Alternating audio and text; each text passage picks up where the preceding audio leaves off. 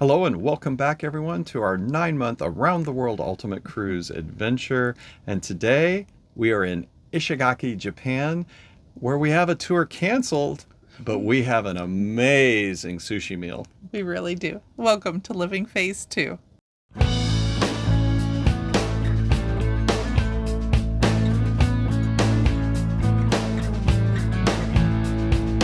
Hi, I'm Mike. And I'm Nancy, and we're empty nesters striving to live life to the fullest. And we're living that full life going around the world on Royal Caribbean's 9-month Ultimate World Cruise on Serenade of the Seas. We sure are. Well, friends, today we are in Ishigaki, Japan, and we really only have a little bit of time here. The ship doesn't arrive till later in the morning, and then a relatively early all aboard time.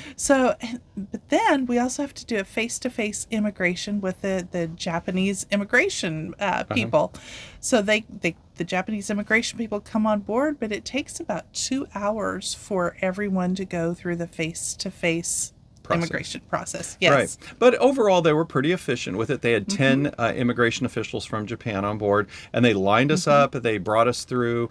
And, really, they just looked at our... we gave them our name. They actually took our fingerprints, did all that, and they got us through. And so by then, it was about 11 o'clock in the morning. Now, we did have a tour planned for today. That was canceled. But it was canceled. Yeah, the tour operator called us less than one day before. It was actually arranged through a friend of ours and just said... so it was not a royal tour. Right. And just said, hey, it's canceled.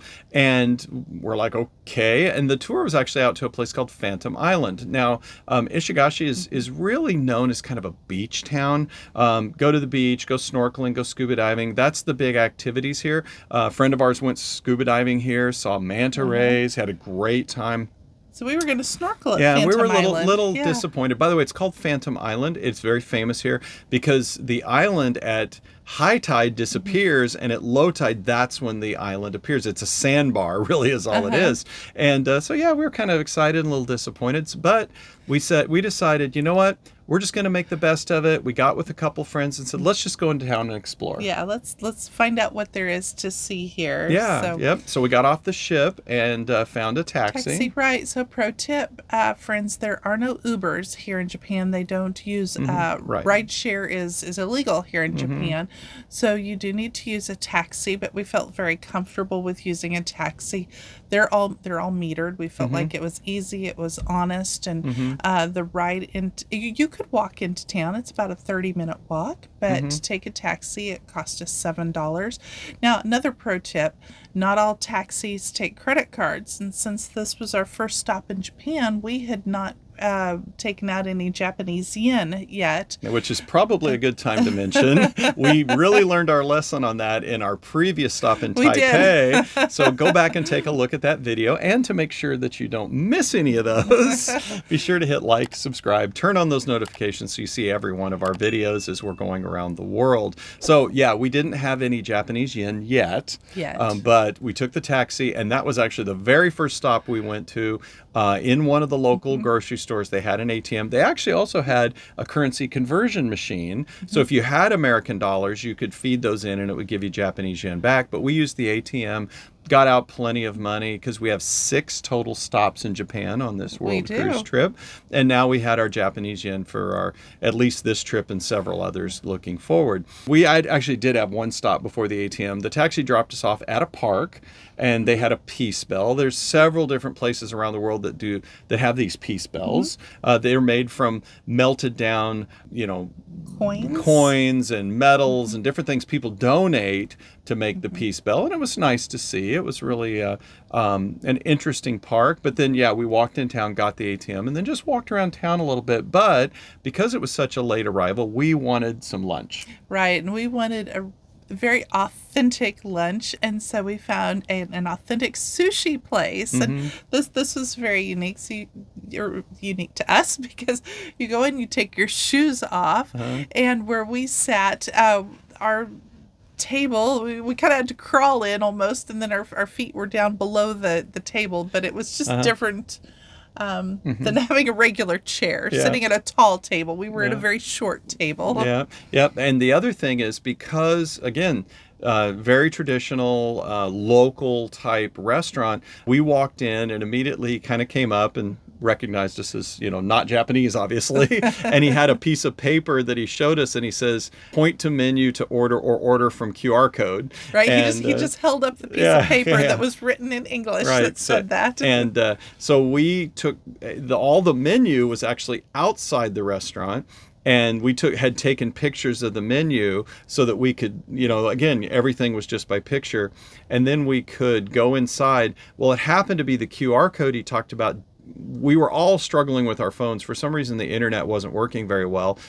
We let him know. Again, very friendly. He brought his phone over, scanned the QR code, and got things sent to the kitchen that way. And we pointed at things from the pictures of the menu we took outside. And so we're showing him and saying this, and he goes, oh, okay. And he went on his phone and pointed at it, and a lot of pointing and a lot of nodding, but we got exactly what we wanted to order. We got beautiful sushi, or beautiful fish. Oh my goodness. Everything. It was gorgeous. And the meal was delicious. Absolutely delicious. The fish, the sushi, the sashimi, the nigiri, just some of the best that I'd ever had. And very different fish than maybe what we've had in the past. Some were almost a buttery flavor, and then we also had there was a little seaweed salad as well as sea grapes, which were very popular interesting. Here. Yes, they're very, very little teeny tiny grapes on a vine, and they just kind of pop in your mouth. And they were selling them later at the local market not over. Not a whole lot of flavor, but it was neat to see. Yep. So all of us really, really enjoyed that meal. Just, again, sharing a meal with friends and just enjoying it. Actually, there was a couple other our friends in the same sushi place. We didn't even realize they were there. They were on the other side of in a booth, and enjoyed that a lot. Well, we finished our meal up. Luckily, and just as an aside, he did take credit cards. So, we paid with a credit card in this place to save our yen.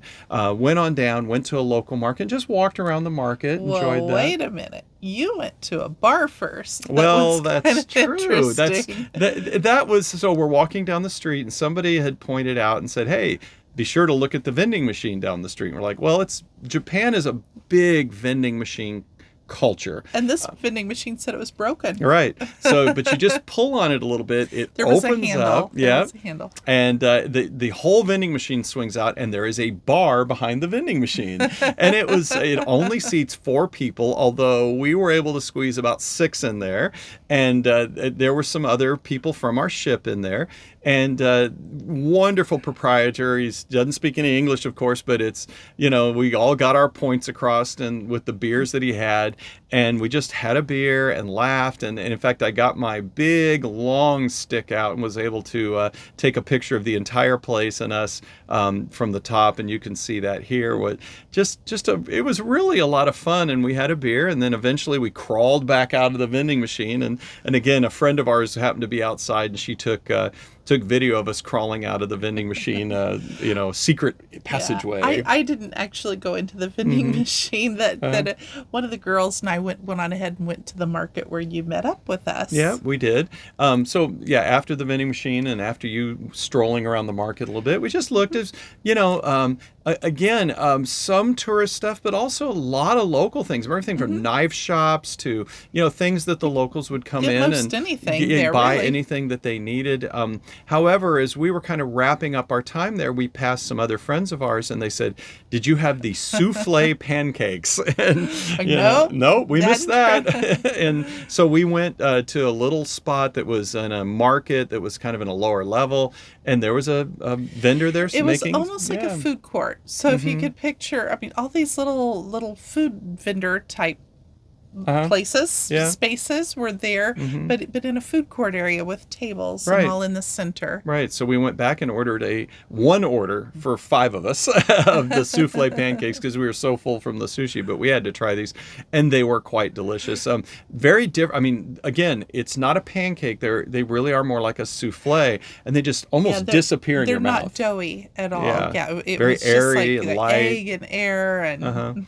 Well, after our pancake treat, it was time to head back to the ship because, as was mentioned earlier, it was a fairly short day in port. And not only that, but we wanted to get some rest up because we do have multiple back-to-back-to-back port days here. And the next day is Okinawa, Japan. Yes, and I'm very excited for this. We're going to get take in a little bit of World War II history, and in addition to that, have another wonderful meal. That's right.